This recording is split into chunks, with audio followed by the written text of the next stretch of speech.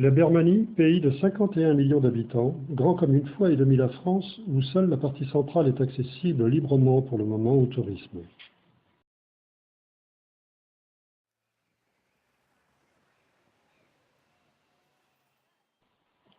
Yangon, ex-Rangoon, capitale économique de 5,8 millions d'habitants, où les deux roues sont interdits. 90% des Birmans sont bouddhistes, et ce pays mérite bien le qualificatif de terre d'or.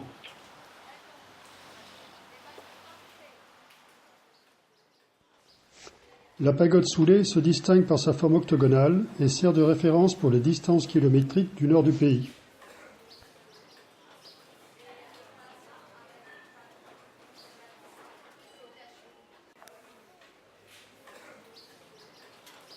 Acheminement des feuilles d'or à déposer sur le stupa. Les smartphones sont partout et l'influence de la Corée du Sud est sensible sur la jeunesse.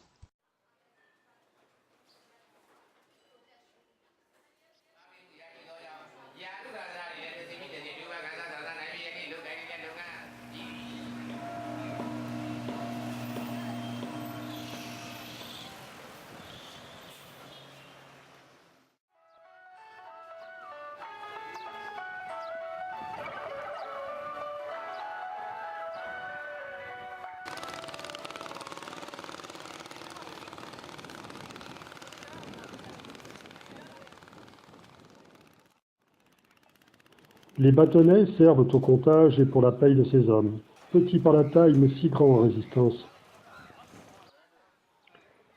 La pagode de Shwedagon, une merveille et un éblouissement pour les Occidentaux devant tant d'or étalé. Le premier centre religieux de Birmanie contiendrait des reliques, dont 8 cheveux de Bouddha.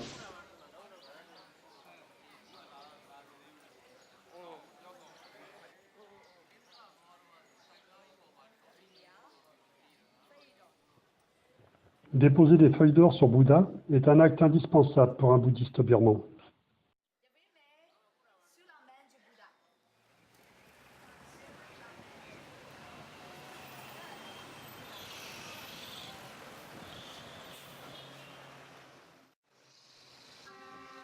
Les autorités profitent de l'aura de l'éléphant blanc pour paraître à la une d'un journal.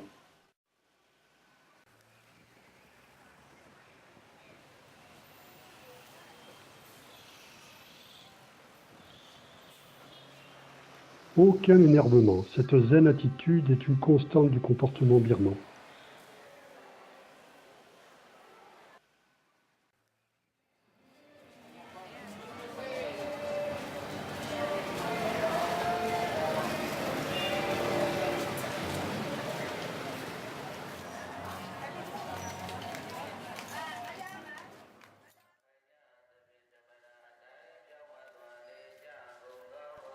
Un peu avant Bago, ces 4 Bouddhas se tournant le dos rappellent en plus imposant la statue des 4 éléphants à Chambéry.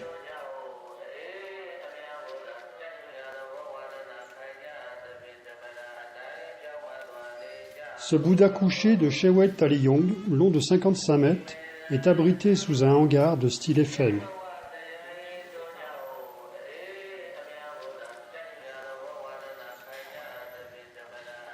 Les donateurs ont chacun leur plaque et les pieds de Bouddha sont ornés de mosaïques en verre.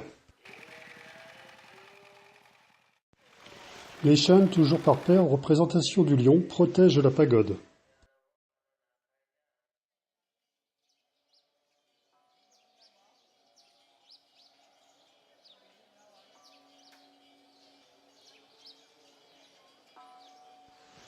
La pagode de Shemandao, détruite par plusieurs tremblements de terre, a été reconstruite après la Seconde Guerre mondiale. Et il y a toujours des réserves d'eau pour les pèlerins.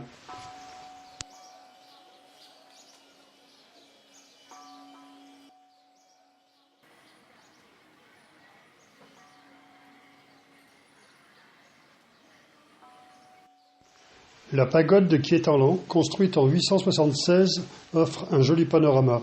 C'est ici que Kipling est tombé fou amoureux d'une birmane.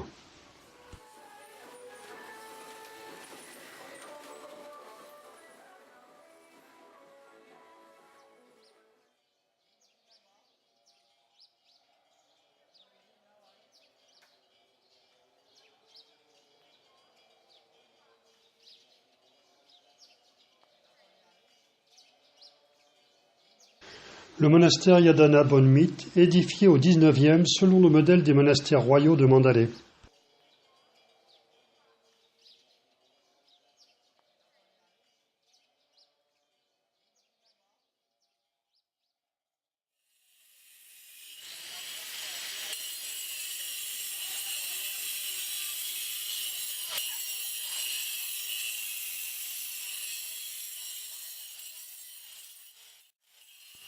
Ce sont des artisans experts, certes mécanisés, mais je n'ose penser à l'état de leurs poumons.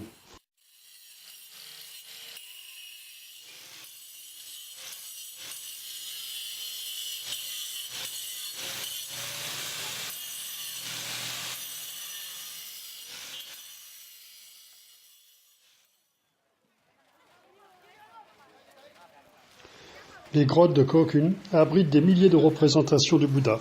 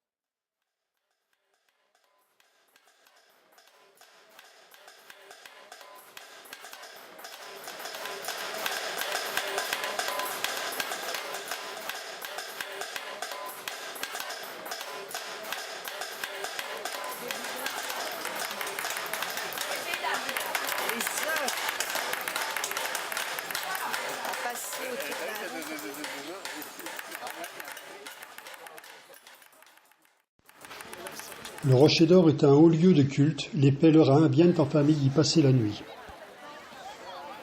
À 1200 mètres d'altitude, selon la tradition, le rocher, de 6 mètres de diamètre, aurait été placé par Donat, des esprits, il y a 2500 ans. Il ne tiendrait que par un des cheveux de Bouddha. Les femmes n'ont le droit ni de le toucher, ni de s'en approcher. Coiffé d'un petit stupa, ce monolithe évoque la tête de Bouddha. Les hommes, après avoir déposé les feuilles d'or, font passer les emballages sur le rocher, qui ressortent bien de l'autre côté.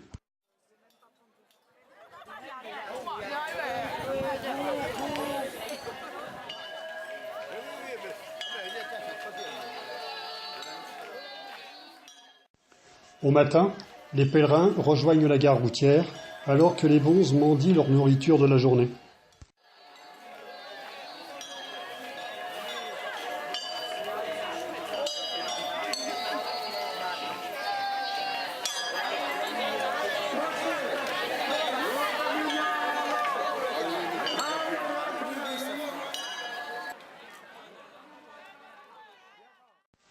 Seuls ces camions aménagés sont autorisés pour le transport.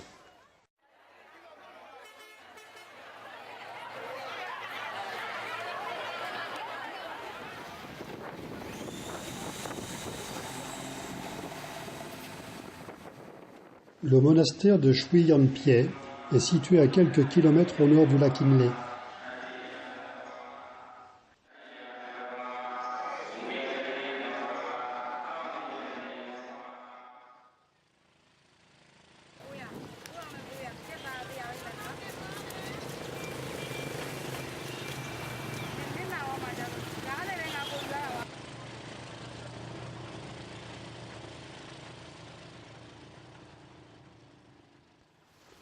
Sur le lac Inle, tous les transports se font en bateau, pirogue traditionnelle ou à moteur.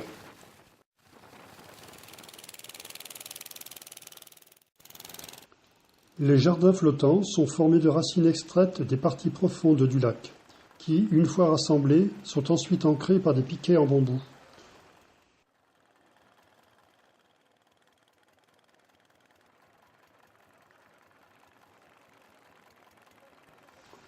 Le pêcheur, il rame d'une façon unique, debout sur une jambe et l'autre enroulée autour de sa godille. Ceci lui permet de voir au-dessus des plantes qui couvrent une grande partie du lac.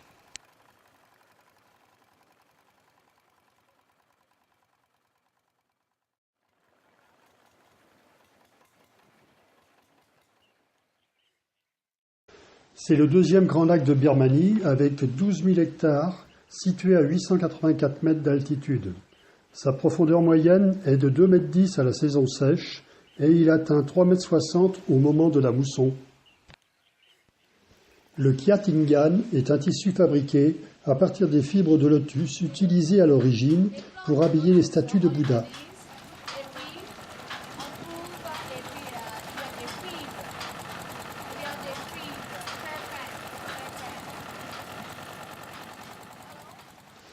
Les soieries artisanales sont réputées pour leur qualité, particulièrement les longis aux motifs originaux.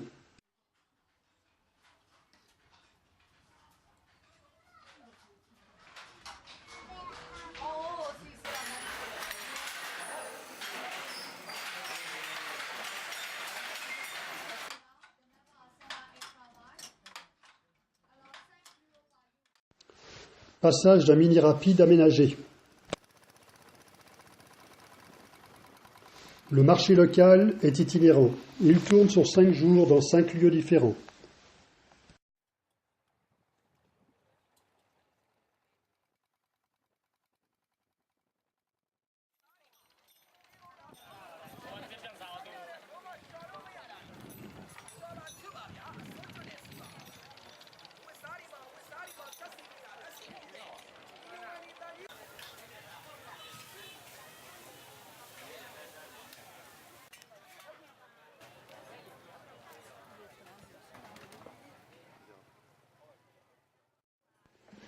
La population du lac, environ 70 000 habitants, est constituée principalement d'Inta.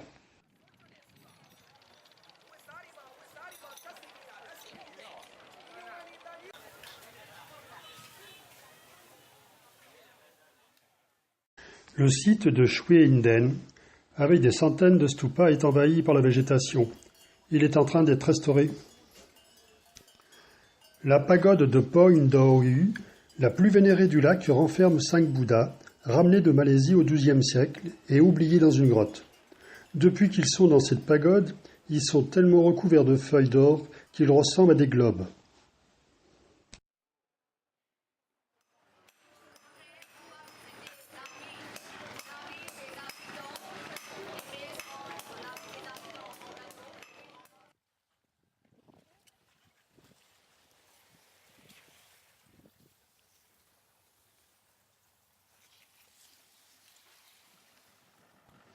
Les habitants fabriquent des produits traditionnels dont ils font commerce. Ce sont des outils, des objets sculptés et ornementaux, des textiles et les chirouts.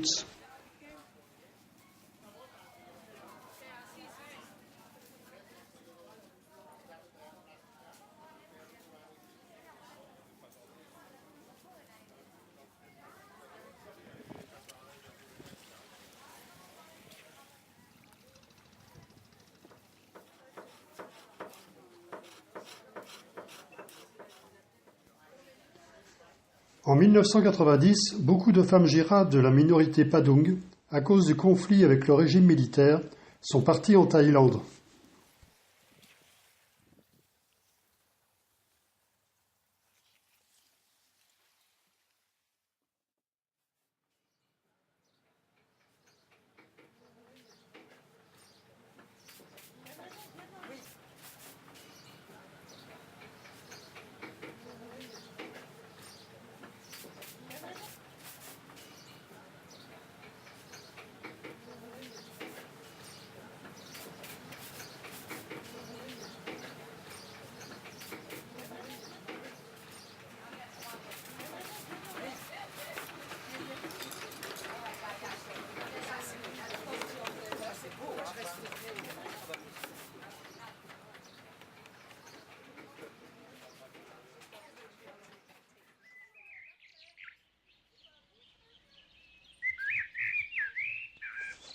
La légende.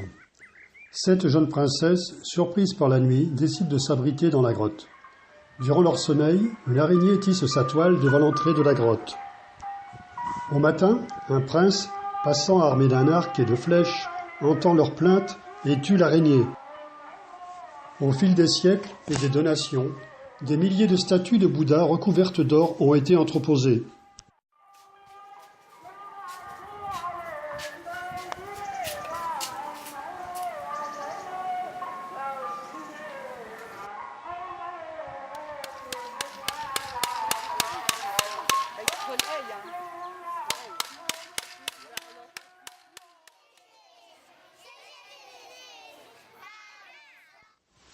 Selon l'UNICEF, seuls 28% des enfants du primaire terminent leur scolarité théoriquement obligatoire jusqu'à 10 ans.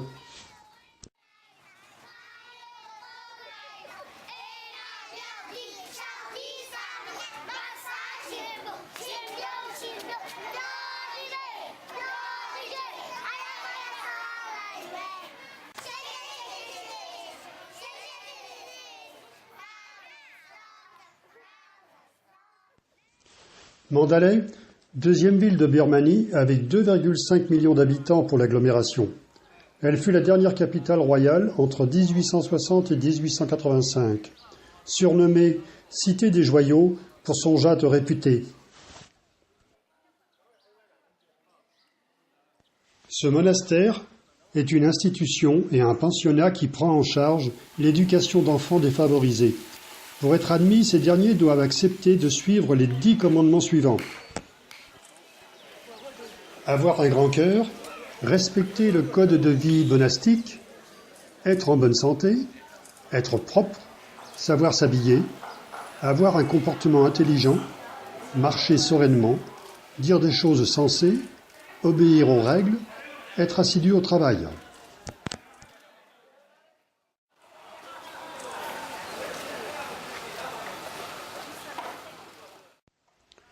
Le seul vrai repas de la journée est devenu une attraction touristique. À 10h15, les moines se dirigent vers le réfectoire, en file indienne, chacun portant sa gamelle que l'on remplit de riz, apporté en principe par les familles des pensionnaires.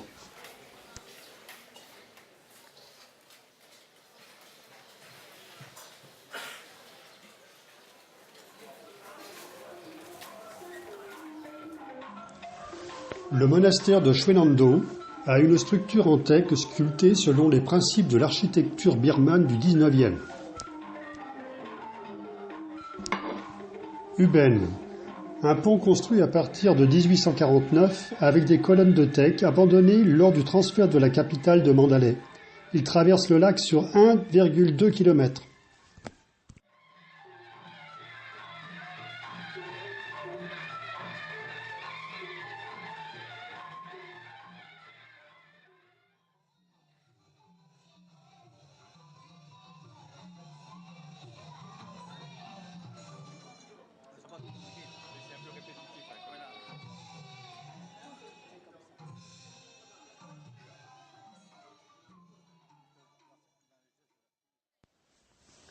La pagode de Mingun, entreprise en 1790, devait être la plus grande du monde avec 153 mètres et accueillir une dent de Bouddha offerte par les Chinois.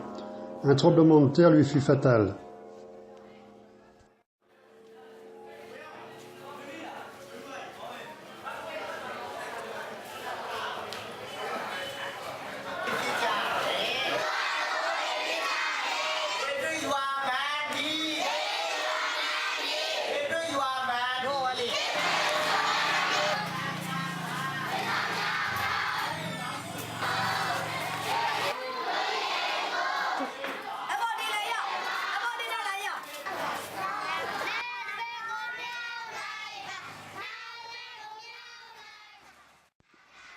Innocence ou prémonition?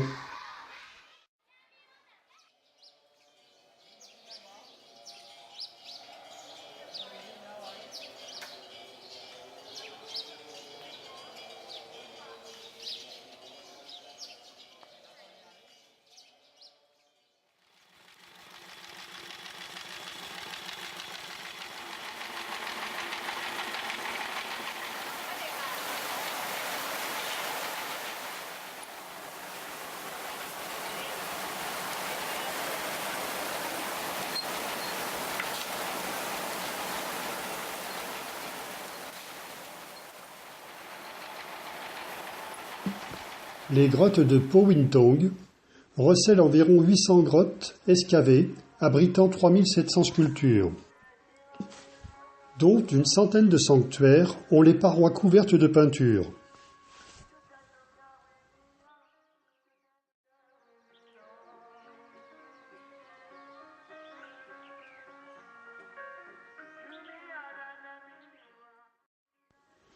Le village de Tongkatakan abrite un Bouddha en béton de 116 mètres, Dressé sur un socle de 13,50 m, il domine une seconde statue de Bouddha couchée aux dimensions tout aussi impressionnantes.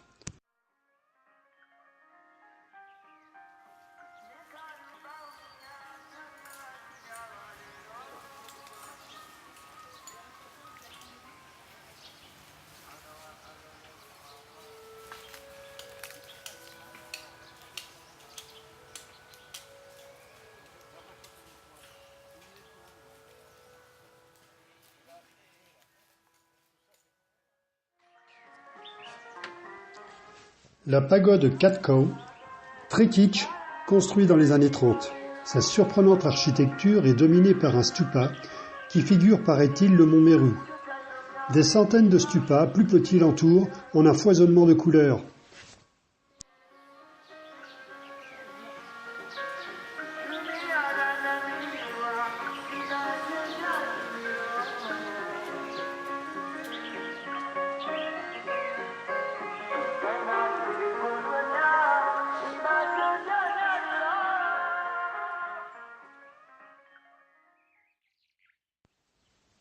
Bagan.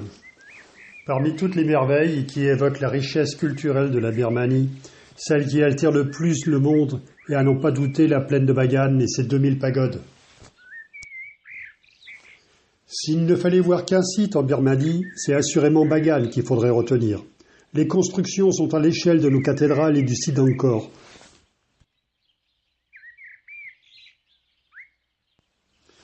Bagan n'était pas faite de pagodes, mais toutes les constructions en bois ont disparu.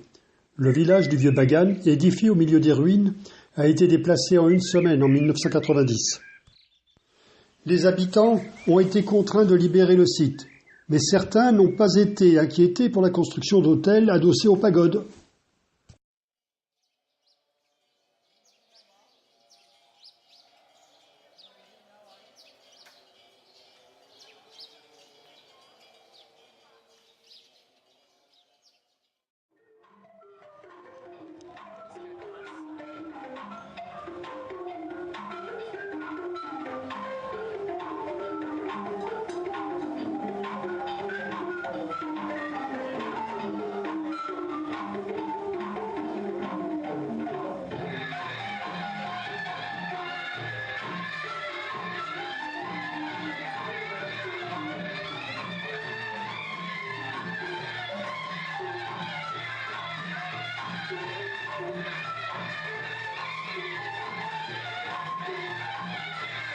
Le monastère de Yokson, construit en bois, est supporté par près de 150 piliers en teck.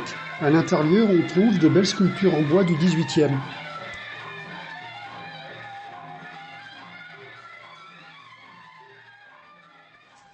Le mont Popa est considéré comme le refuge des 37 grands naths, les esprits de Birmanie.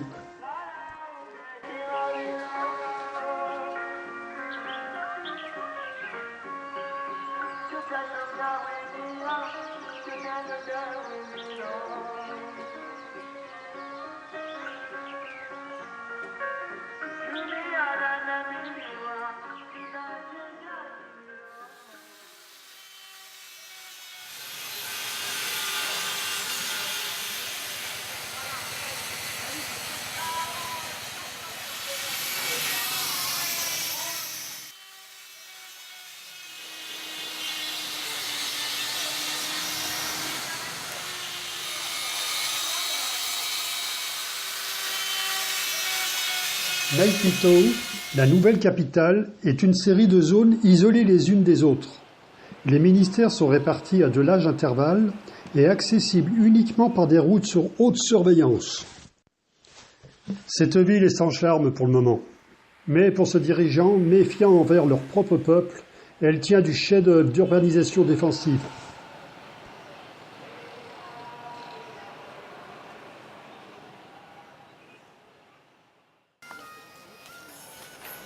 La pagode, Upatasanti, construite entre 2006 et 2009, copie de la pagode Shwedagon de Rangoon, abrite une réplique de la relique chinoise de la dent de Bouddha.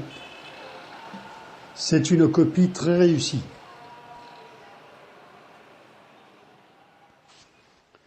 À la tombée du jour, que ce soit à la ville ou à la campagne, De nombreux Birmans se mettent à jouer avec une balle en bretin de 15 cm de diamètre à peu près, le shillon. C'est une vieille pratique datant de plus de 1500 ans. La junte, pour apaiser les tensions, a autoproclamé la démocratie. Dans les territoires accessibles aux touristes, on voit très peu d'uniformes, mais 25% des sièges au Parlement sont réservés aux militaires, 20% du budget de l'État est absorbé par l'armée. Toute l'économie est en leurs mains. Bien que la Constitution ait été adaptée spécialement pour que Aung San Suu Kyi ne puisse être présidente, arrivera-t-elle avec son parti à être majoritaire au Parlement en 2015 ?